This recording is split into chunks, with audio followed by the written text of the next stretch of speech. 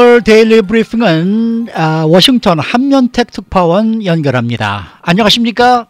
네, 안녕하십니까. 워싱턴입니다. 네, 자 이제 드디어 11월 대선이 두 달 앞으로 바짝 다가왔습니다. 이 트럼프 대통령과 바이든 후보의 선거전 이제 어떻게 펼쳐지게 되겠습니까?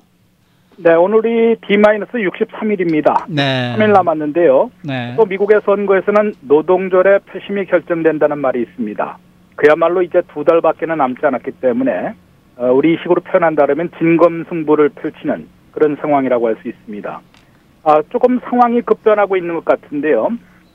얼마 전까지만 해도 이제 코로나 사태에 트럼프 대통령이 잘못 대응한 것 아니냐. 그래서 상당히 불리해질 것으로 봤는데 지금 하나 이슈가 또 터졌습니다. 잘 아시는 대로 위스콘신 커노샤를 또 포틀랜드 이제 오레건 포틀랜드에서 이 폭력 사태, 유혈 사태까지 빚어졌기 때문에 네. 트럼프 대통령이 최근 들어서 법과 질서를 상당히 강조하지 않았습니까? 그렇죠. 이런 것으로 볼 때는 아마 어젠더 주제가 바뀌어버리는 그런 상황이고요. 네. 이것을 잘못 대응했다가 그러면 대선 판도까지 변할 수 있는 그런 아주 핵심 이슈로 지금 떠올라 있습니다. 그러다 보니까 이제 두 후보가 모두 유권자들과 직접 만나서 호소하는 그런 대면 캠페인에 다시 나서고 있습니다. 네. 트럼프 대통령은 이미 코로나 사태 속에서도 오클라호마 털사 같은 데서도 지지 집회를 강행해 왔고요. 이번에 전당대회가 끝나자마자도 뉴햄프셔에서도 집회를 했습니다만은 트럼프 대통령이 항상 바이든 후보를 향해서 기압방에서 나오지도 못하고 있다라고 겁쟁이라는 표현을 많이 이제 조롱을 보냈는데요. 그렇죠. 마침내 이제 바이든 후보도 당장 오늘부터 아마 델라웨어를 벗어나서 펜실베니아 피츠버그에 가서 이 바로 포틀랜드 폭력 사태에 대해서 강한 어조의 규탄 그런 성명을 아마 발표할 것으로 예고를 하고 있습니다. 네. 그만큼 지금 두 달밖에 남지 않았는데 선거는 양상이 약간 주제도 좀 바뀌는 것 같고요. 또 지금까지는 당연히 바이든 후보가 코로나 사태 때문에 상당히 전국 지지율에서 앞서가고 있는 것처럼 보였습니다만은 실제 지지율을 종합해서 보면은 6.9포인트 차이로 좀 많이 좁혀진 것 같고요. 네. 대선 승부를 가른다는 이른바 격전지 6곳의 지지율만 보면은 2.7포인트 차이밖에 안 나는 것으로 나타나 있습니다. 글쎄 말이죠. 그야말로 초접전, 박빙의 접전으로 지금 바뀌는 듯한 그런 분위기이기 때문에 역대 선거도 마찬가지입니다만은 이번 선거전도 정말로 지금부터가 진검승부다. 다음에 어떤 방향으로 갑자기 바뀔지도 모르는 아주 치열한 격전이 벌어질 것으로 예고되고 있습니다. 네. 네. 트럼프 대통령이 내일 최근에 인종 문제가 불거지고 있는 위스콘신주 커노샤를 직접 방문하기로 했잖아요. 네. 이 방문이 선거전 측면에서는 어떤 의미를 갖고 있는 걸까요? 네, 당연히 코로나 사태에 초점이 맞춰진다면 상당히 불리한 거 아니겠습니까? 그러나 이것이 좀 전에 말씀드린 대로 주제가 바뀌는데 이게 상당히 바이든 후보에게는 다루기 어려운 뜨거운 감자가 바로 이런 문제입니다. 인종 갈등도 포함이 되어 있는데 예를 들어서 백인 경찰의 과잉 진압에 의해서 목숨을 잃은 이제 미니애폴리스부터 시작해서 네. 이번 커널샤 같아도 경찰의 총에 7발이나 맞아서 등에 맞아서 흑인이 마비된 거 아니겠습니까? 네. 네. 이런 상황인데 이런 것만 보면 분명히 인종 갈등, 인종 증오 같은 것들 부추긴 트럼프 대통령이 불리할 수도 있는데 이게 한 발 더 나갔죠. 당연히 약탈도 있었고 방화도 있었고 폭력 사태도 있고 지금 포틀랜드에서 총에 맞아서 어디서 날아온 총에 맞아서 숨진 사람은 친트럼프 글쎄 말이죠. 구호단체원으로 지금 알려지고 있거든요. 네. 이러다 보면 상황이 완전히 바뀔 수가 있습니다. 네. 그래서 이러한 바이든 후보가 이제 집권을 하게 되면은 정말로 무질서나 이런 것을 제대로 대응하지 못할 것이라는 것을 트럼프 대통령이 내세울 수 있고 그래서 법과 질서를 지금 많이 얘기하는 것이거든요. 네.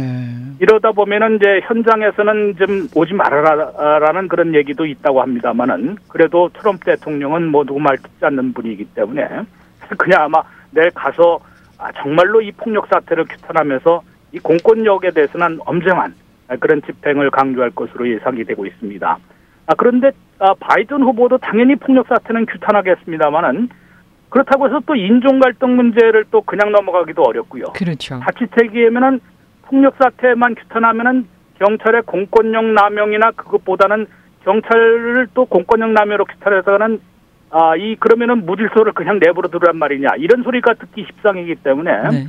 상당히 그 줄타기를 할 수밖에 없는 그런 상황입니다. 네. 그래서 트럼프 대통령은 바로 이것을 활용을 해서 물론 뭐 이런 비극적인 사태를 활용한다고 표현하기가 좀 어렵습니다만은 분명히 체인지 서브젝트와 또 이제 공화당의 상당히 유리하다고 볼 수 있는 법과 질서 이것으로 이제 선거전을 끌고 가려는 그런 의미를 띠고 있는 것으로 보입니다.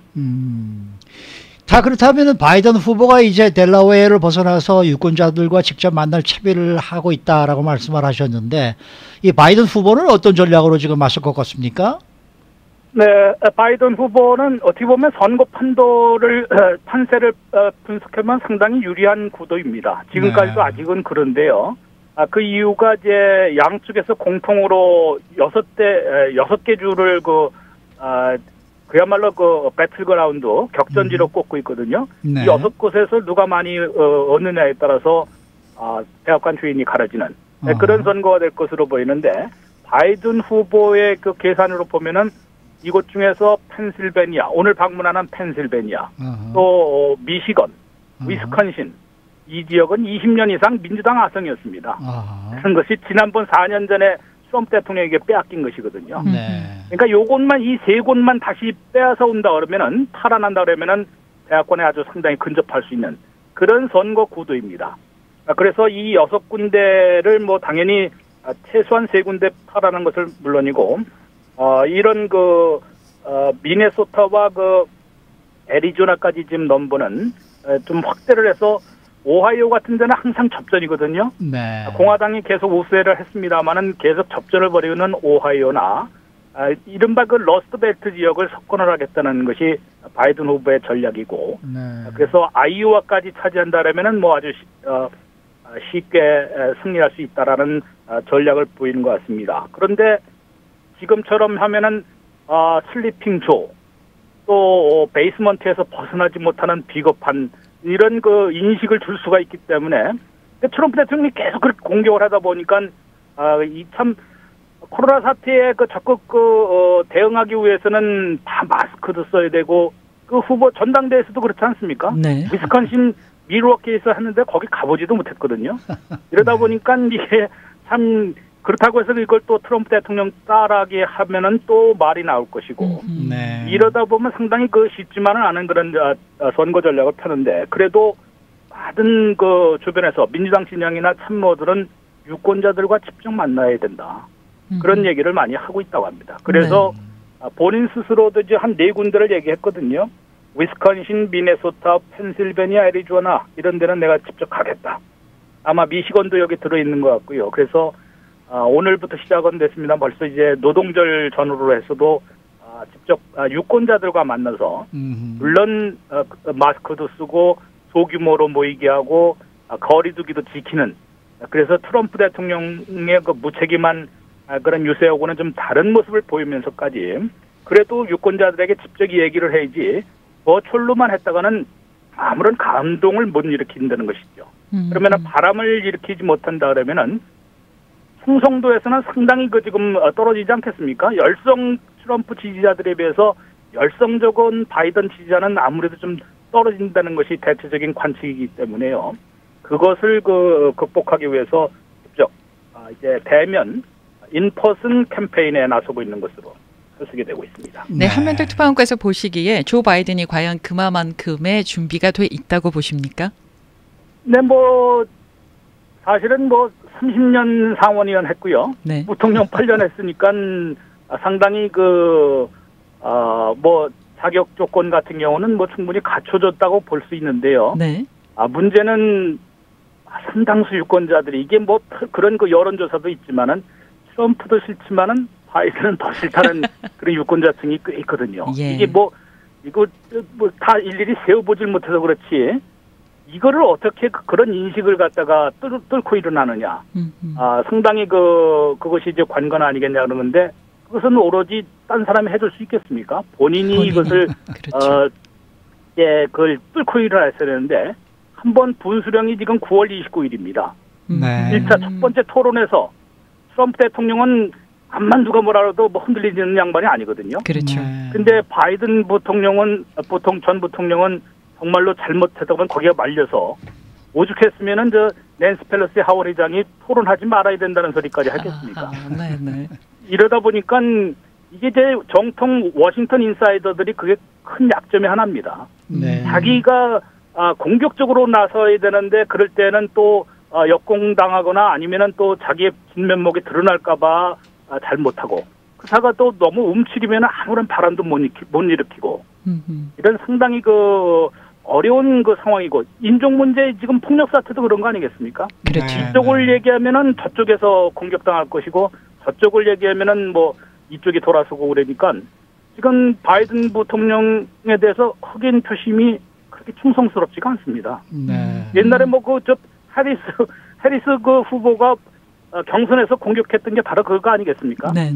인종 분리주의자들과 같이 상원의원했다는 그것만으로도 아무런 사과 한마디 없었다는 것이 해리스 후보가 그때 경선에서 토론에서 얘기했던 것인데요. 네. 그런 것이 끊임없이 나올 수 있기 때문에 네. 그걸 어떻게 이번 전당대 연설에서는 생애 그래도 제일 잘했다는 그런 연설인데 네. 그게 유권자들에게 제대로 전달이 될 리가 없었기 때문에요. 네. 버철로 하다 보니까 이것을 어떻게 하느냐는 앞으로 2달 동안 바이든 후보가 어떻게 해서 바람을 일으킬 수 있느냐 또 외연을 확대할 수 있느냐에 따라서 달라질 것으로 보입니다. 결국 열쇠는 조 바이든이 갖고 있는 거네요.